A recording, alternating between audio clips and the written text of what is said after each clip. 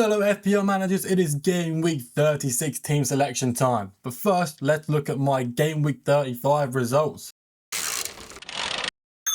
Now guys, we actually had a good game week. I still don't believe it. I finally got a green arrow. And that is mainly thanks to my defenders, which is bizarre because this never happens. Normally, my attack carries me through it all. But today, this game week, it was my defenders. Ruben Diaz, Gavardio, and Martinez. I could not be happier with them. Aston Villa, going into game week 35, actually had 7.2 expected clean sheets at home, yet only 2 home clean sheets.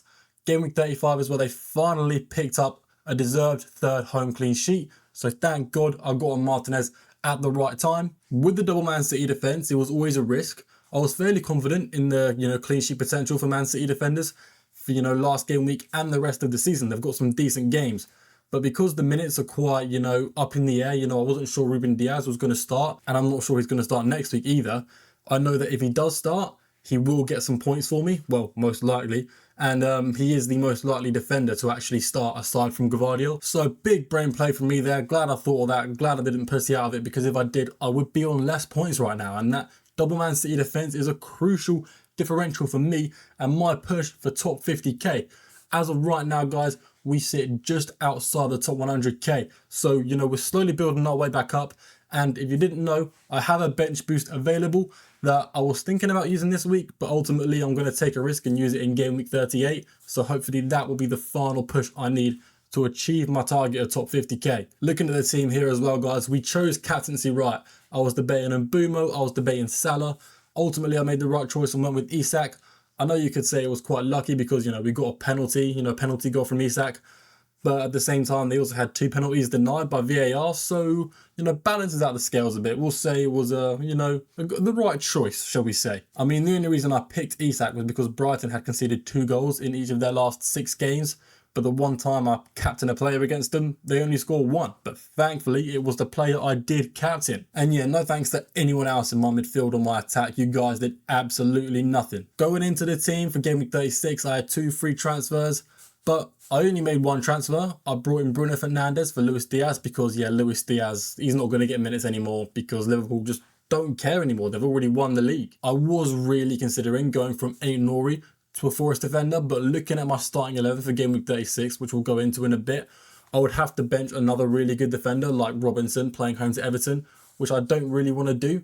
Even though Milenkovic has a better chance of getting a clean sheet, I'm still just not a fan of benching a potential, 6, 7, maybe 12 pointer if he gets an assist from Anthony Robinson. And I know, technically speaking, if I had Milenkovic playing home to Leicester versus Robinson playing home to Everton, I would still pick Milenkovic. So I technically could upgrade my team with a free transfer and it wouldn't cause me any problems.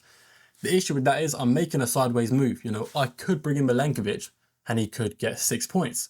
But I could bench Robinson who gets 8 points.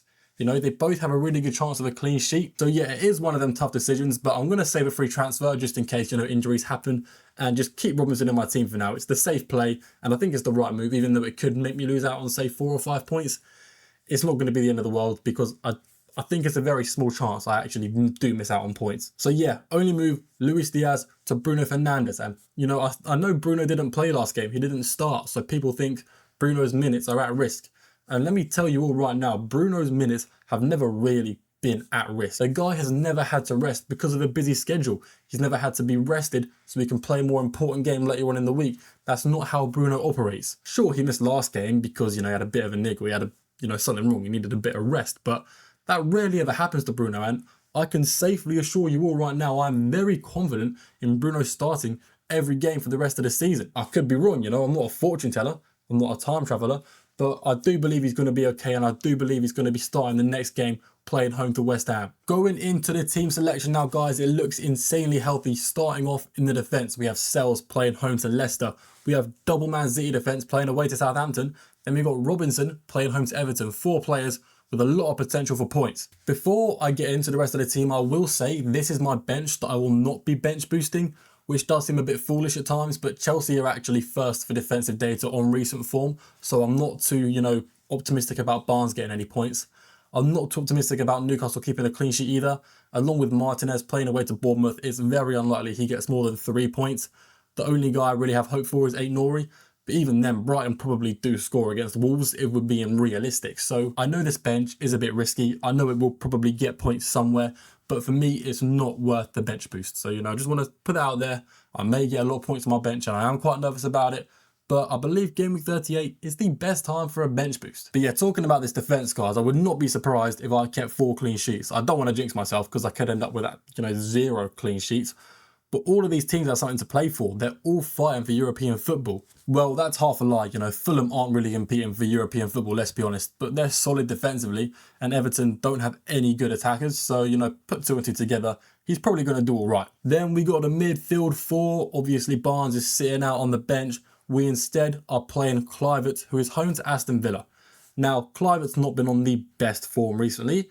Ever since he got 2 massive scores, like months ago, he's not done anything too amazing, but he's the penalty taker, he's got reliable minutes, so I'm pretty happy with playing him against Aston Villa, especially because Aston Villa don't defend too well away from home. So picking him over Barnes was a fairly easy choice. It could still come back to bite me, but if it does come back to bite me, I failed making the right choice.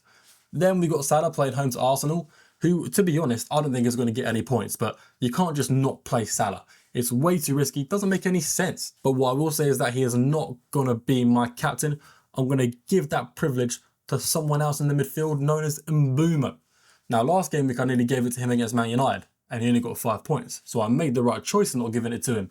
Even though Brentford scored 4 goals, he was only involved in 1 of them, so quite lucky. But this week, I will be giving it to Mbeumo. Guys, playing away to Ipswich is a different ball game. I could give it to Marmoush playing away to Southampton. At the end of the day, I'm not a huge fan of Marmoush. He gets a lot of expected goals and he only ever scores 1. Doesn't really score anymore.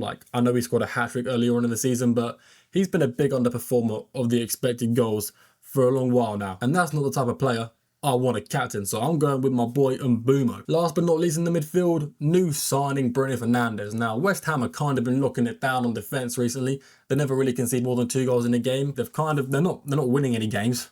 They're not playing well, but they're not conceding a lot as well. But it doesn't bother me too much because if Man United score against a team that doesn't concede too many goals, it's almost always Bruno Fernandes, on corners, on free kicks, on penalties, on the form of his life as well. So overall, very happy with Bruno. I did bring him in partly because I'm a United fan. I'm not going to lie.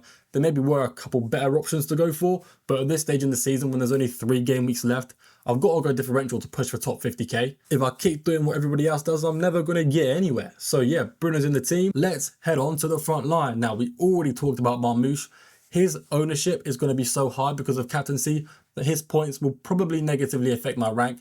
And I'm okay with that because, like I said, I believe the guy is a big chance squanderer, he always fluffs his lines. There is every chance in the world that he gets 3 big chances and scores 3 goals and absolutely decimates my rank, but I'm betting against that happening. Then we got Isak playing home to Chelsea, and like I mentioned earlier, the Chelsea defence is solid at the moment. They're first for expected data in the recent games, so I'm not massively optimistic going in this game week with Isak, but my only other option to bring on is Barnes. So it's not like, I've got an upgrade on the bench. But Isak just is that guy anyway. He is someone that can just score against the toughest of opponents. Then finally, we got Cunha, who is a pretty big differential at the moment. A lot of people had him on free hit in Game Week 34, but looking at the amount of people who own him around my rank in Game Week 35, I was shocked. There's hardly anyone that has him. So yeah, very hopeful for the low ownership players in my team, like Cunha, like Kluivert, like Mbeumo, and like Bruno, and especially all those defenders as well.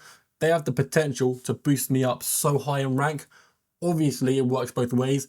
There's a lot of high-owned players I don't have that could absolutely decimate my rank as well. But that's a risk you've got to be willing to take if you're looking to gain rank. I'm not trying to hold a rank of 100k. This rank sucks. I want better, so I'm taking a risk. Guys, let me know what you think of the team. Let me know what you think I should have done differently. And if you did make it this far, you are greatly appreciated. Thank you very much for watching, and I will see you all in Game Week 37.